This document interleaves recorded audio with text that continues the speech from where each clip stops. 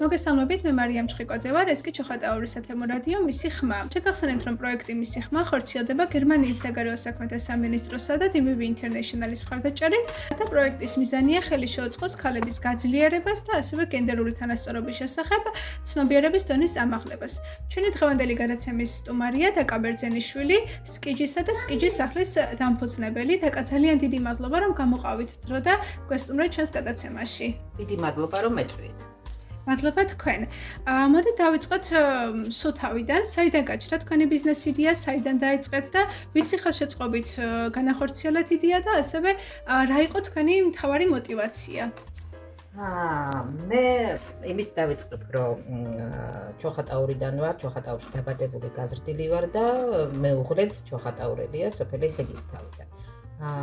ბიზნეს იდეა წამოვიდა იქედან, რომ ჩვენ ცხოვრობდით თბილისში და სულ გვინდოდა დაბრუნებულიყავით სოფელში, ოღონდ წამოგვეწყო რაიმე საქმიანობა. სწორედ ამ საქმიანობა ჩირის წარმოებაზე შევჩერდით და ეს გახდა ჩვენი საქმე, რითაც დავიწყეთ ბიზნესი, მცირე ბიზნესი და მეწარმეობა. ბიზნესი წამოვიწყეთ, აწარმოე საქართველოს მცირე გრანტების პროგრამით 2015 წელს დავფინანსდით 5,000 ლარით. ამან მომცა პროვოცირება, რომ დამეტოვებინა იქ სამსახური და გადმოსულიყავი, დარჩენილიყავი უბრალოდ შეგულების შემდეგ გურიაში. მეუღლე ვერ წამოვიდა მაშინვე, რაღაც რისკები ვერ გავთვალეთ შესაბამისად, წელიწადნახევრის მერე გადმოვიდა. და ასე დავიწყეთ აწარმოე საქართველოს 5,000 ლარით დავიწყეთ ჩვენ ჩირის წარმოება. მადლობა დაკა, თქვენ ჩირის წარმოების შემდგომ უკვე დაართეთ საოჯახო სასტუმრო, ხომ, სკიჯის სახლი. საიდან გაჩნდა საჭიროება, რომ შეგექმნათ უკვე სასტუმრო და საინტერესო ასევე თქვენი სასტუმროს კონცეფცია, ნიშა რა არის, რა განაპირობებს მის განსხვავებულობას, დამატებით ღირებულებას მომხმარებლის თვალში და ვინ არიან თქვენი მომხმარებლები, ასევე ადგილობრივები, ტურისტები თუ კი არიან და მოგვიყევით ასევე ძალიან საინტერესო და ლამაზი სახელი სკიჯის შესახებაც, რატომ სკიჯის სახლი?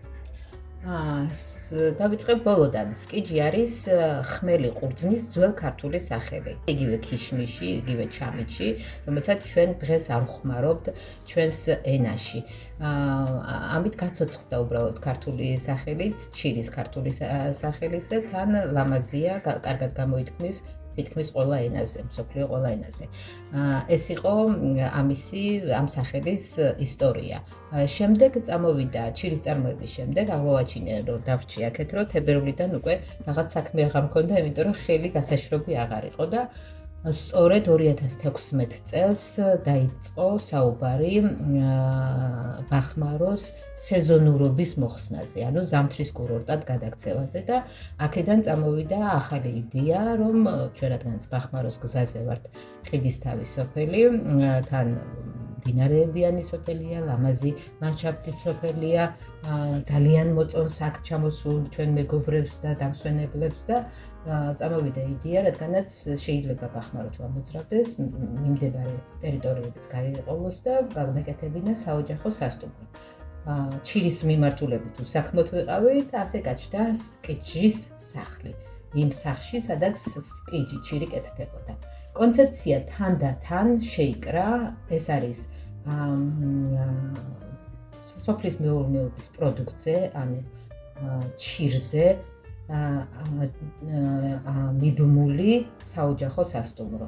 მისი განთავსებით და მისი კვებით. აქ მოსული ტურისტი ნახულობს და იძეს ჩირს, ნახულობს მისი გაკეთების პროცესს, იძინებს და ადგილობრივი სამზარეულოს ეცნება. ასე შეიქმნა კონცეფცია, ძირითადი პროდუქტი მეც არის სოფლის მეურნეობის გადამუშავების პროდუქტი ჩირი და დანარჩენი მომსახურეობა, სასტუმრო და ტურიზმის მომსახურეობა მიბმულია ამ ძირითად ტანს. ესაა მთელი კონცეფცია. ძალიან საინტერესოა.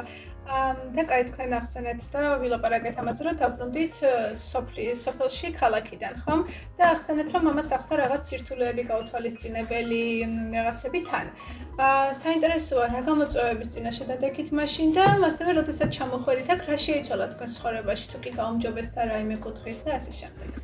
რა თქმა უნდა, პირველად რო ჩამოვედი, მაშინ აი ეს აწარმოეს პროგრამა, რეგიონის განვითარების პროგრამა იყო ახალ პირველი ეტაპი იყო, აი პირველად ჩაეშვა მაშინ საცდელი პროგრამა იყო, ასე ვთქვათ, ეტაპი იყო, საცდელი ეტაპი იყო და ძალიან ბევრი გამოწვევების წინაშე დავდექით.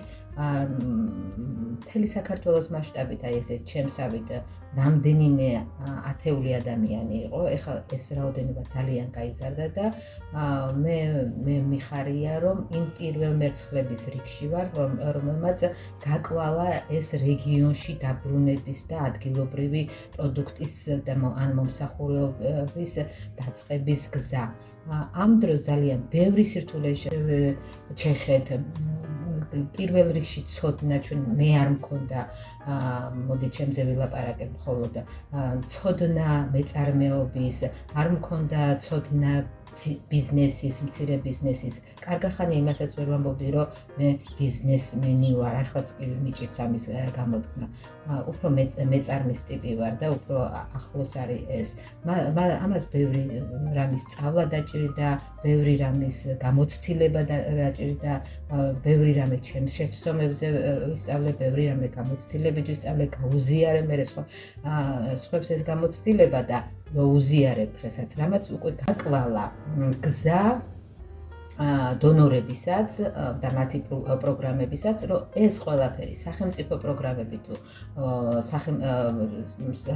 ჩვენ სახელმწიფოში შემოსული დონორების პროგრამები ყოფილიყო მორგებული მეწარმეობაზე. ეს პროცესი კიდე მიმდინარეობს, კიდე გრძელდება ეს პროცესი, რომ რაც შეიძლება ჩვეულებრივ რეგიონის მოსახლეზე, სოფლის მოსახლეზე იყოს მორგებული ეს პროგრამები. მარტივი დასაკეთებელი იყოს და ის ადამიანები, ვინც პროდუქტს ქმნის სოფელში, კვერცხი, ქათამი, მრძე, ყველი, ბოსტნეული, ბახჩეული, ხილეული, აი ვინც უშუალოდ ამ პროცესშია ჩასმული, ამ ადამიანებისთვის გაადვილდეს დაფინანსებები და გაადვილდეს ის გზა, რასაც ქვია მეწარმეობის გზა, რასაც ქვია ფერმერობის გზა, რაც ასე აუცილებელია სახელმწიფოსთვის.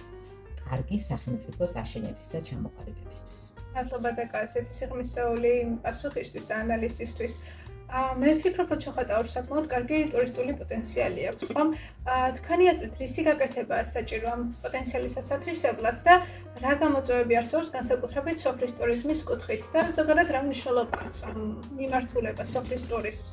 ასევე ძალიან საინტერესოა თქვენ რა სიტუაცია დახვდათ თუნდაც განწყობების, თუნდაც დამოკიდებულებების მხრივ სოფელში, როდესაც დაბრუნდით და როგორ შეიცვალა ეს განწყობები და დამოკიდებულებები ან მას შემდეგ რაც თქვენ დაიწყოთ თქვენი საქმიანობა, თუ კი გახდით ინვესტორის მოტივაცია, ასე შემდეგ.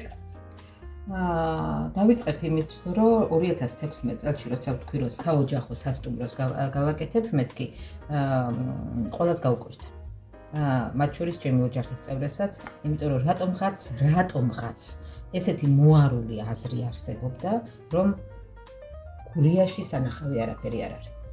გურიაში რატო უნდა ჩამოვიდეს ტურისტი? ამის არ ჯეროდა არც მომსვლელს და არც დამხვედრს. თუმცა მე ასე არ ფიქრობდი და რაღაცა ესე დონკიხოდივით დავიწყე ქარის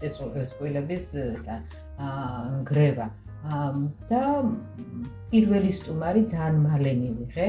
ერთი მეგობარი მყავდა გიდი ზურა ბაუჟაძე და მისი დახმარებით გურიაში, ბახმაროში ვისტუმრეთ გერმანელი ცოლ-ქმარი და ღამე ჩვენთან გაათრენა.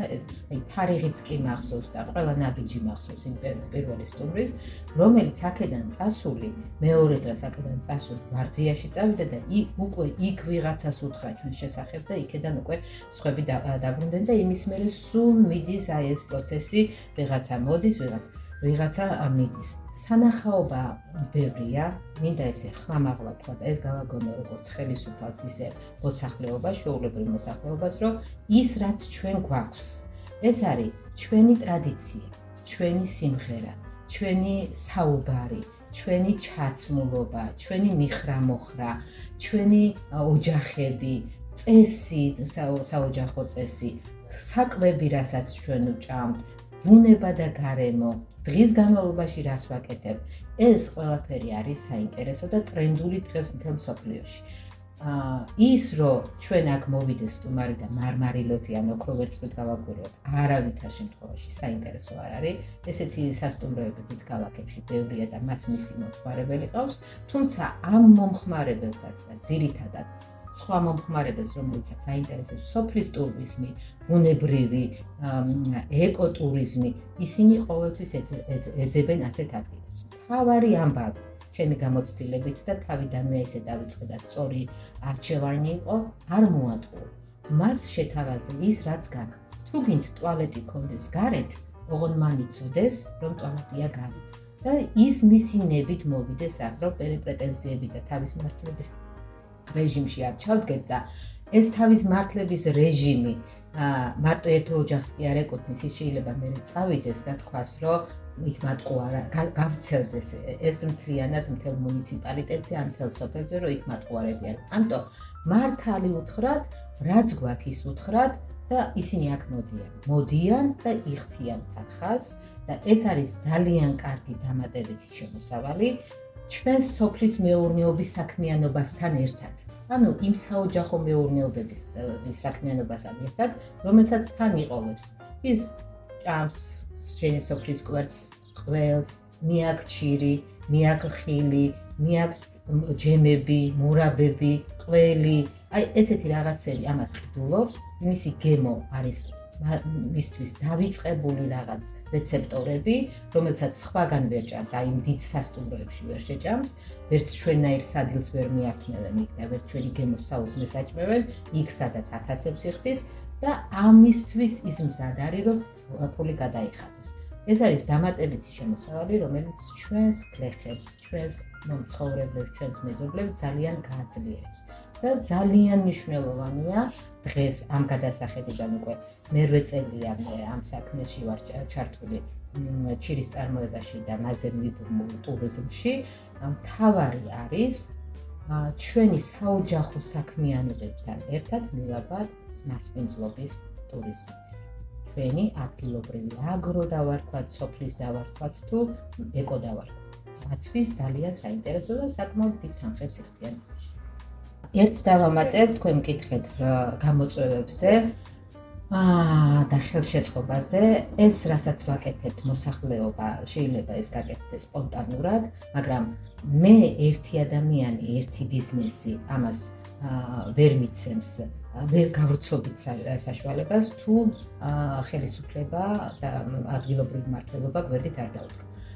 გვერდით მიდგას ჩემი პირადი ხელშეწყობა ზე არა მაგარანაირი პრეტენზია მართლაც რა ვიცი თუ რამე მჭირდება და შეუძლიათ იმას მიკეთებენ, მაგრამ ეს არ არის ბიზნეს, ესა ტურიზმის განვითარება სოფელში და მუნიციპალიტეტში და რეგიონში. ტურიზმის განვითარებისთვის ძალიან მნიშვნელოვანია საერთო საქმეები გაკეთდეს, ლოკაციები გაკეთდეს, თქვა ტურისტული მისასვლელი ბილიკები გაკეთდეს, სანახაობების ადგილები, რომელიც ჩვენ მოსახლეობამ ვიცი და სპონტანურადაა და ჩვენ კი მივდივართ, მაგრამ ტურისტი ისე ვერ წაიყვან, მას ბილიკი უნდა, სიმყარე უნდა, უსაფრთხოება უნდა, იქ ისეთი მისასვლელი უნდა იყოს, რომ ეს სანახაობა და ეს ჰორიზონტი რომ დაინახოს უნდა კონდეს მას უსაფრთხო მისასვლელი ადგილი.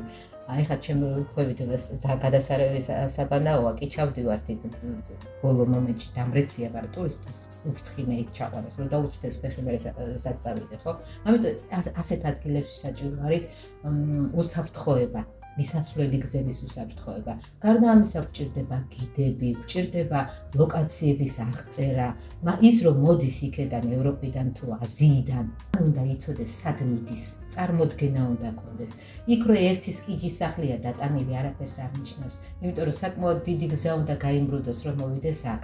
მაგრამ იქ რო იქნება ვთქვათ ეს გადასახედი, სანახაობა, რამდენიმე, ბევრი, ანუ გზა რო იქნება ტურისტული გზა სანახაობის, მისთვის უფრო საინტერესო იქნება. ჩემთანაც უფრო ბევრი სტუმარი მოვა და უფრო მეტი ბიზნესი ამყვება მე და ჩემს შემხედვარი ნახე რამდენი ხალხი მოდის ვერ ეტევა, მოდი მეც გავაკეთებ, მე აგერ ყველია მომყავს ძვირფასი, მე აგერ პომიდორი მომყავს ძვირფასი და აი ესე მიებმება ეს სოფლის ტურიზმი და ჩემთანაც უფრო მეტი ეს მოვა, სტუმარი მოვა და დოვლათი ზოგადად მეტი წამოვა მუნიციპალიტეტშიც და სოფელშიც. ნამდვილად ძალიან სწორი ხედვა და შეფასებაა და დიდი იმედი მაქვს რომ მალე განვითარდებით ამ კუთხით რაც და რას გეკმოთ სამომავლოდ თუ კი მოგვიყვებით ამის შესახებაც? ჩვენ ყველაფერი საქმიანობა რაც გქონდა დავიწყეთ ამ სახლში. ეს იყო ჩვენი აქტივი საცხოვრებელი სახლი და იყო კიდე ესა ეზო. ძირითადი კონცეფცია წეღანი თქვენ ახლა მიზნებზე მეკითხებით და კონცეფციაზე მკითხეთ წეღან. ასე ჩამოვაყალიბე მე ჩემ თავში და ვცდილობ რომ ეს გავიტანო ბოლომდე. ჩვენი აქტივი იყო ეს სოფლის სახლი და ეს 5000 მეტრო მიწა. 5000 მეტრომდეა მიწა. ესეთი სახლი, რომელიც მხოლოდ სააგარაკე იყო და მხოლოდ ზაფხულში ჩამოვდიოდი. თითქმის 90% აქვს ჩვენს მუნიციპალიტეტში. მოდი მარტო ჩვენს მუნიციპალიტეტზე ვიტყვი და შეიძლება ეს მე მთელ ქვეყანაზე გაზოგადდეს. რომელიც არის ტვირთი. ამისი ღობრი შეღობა, ამისი დახურვა, ამისი მოწყობა. ჩვენ აქ ჩამოვდივართ 20 დღე შვებულება, ხო? თითქმის დაკეტილი სახლების 80% ამ დღეში. მინდოდა რომ ჩემი საქმიანობით, რასაც აქ ვიწყებდი, ისე განვითარებულიყო, რომ ეს ტვირთი აღარ ყოფილიყო. თუმცა ეს ნელ-ნელა ჩამოყალიბდა, ხა თავიდან ესე არ დამიგეგმია. და მართლაც გამოვიდა. სახელმწიფო პროგრამებით და დონორებით, აი ამ აქტივით, რომელიც იყო ტვირთი, სახლი და ეზო. წარმოიდგინე 200 კვადრატი საცხოვრებელი სახლით, 5000 მეტრო მიწა. გაკსაკუთრებაში და არის ტვირთი. არც ერთ ქვეყანაში, მსოფლიოს არც ერთ ქვეყანაში ამ ხელა ქონება ტვირთი არ არის. ჩვენთან ტვირთია. სახელმწიფო პროგრამებით და დონორებით ეს 8 წლის თავზე, უფრო ადრე 5 წლის თავზე უკვე აქტივად იქცა.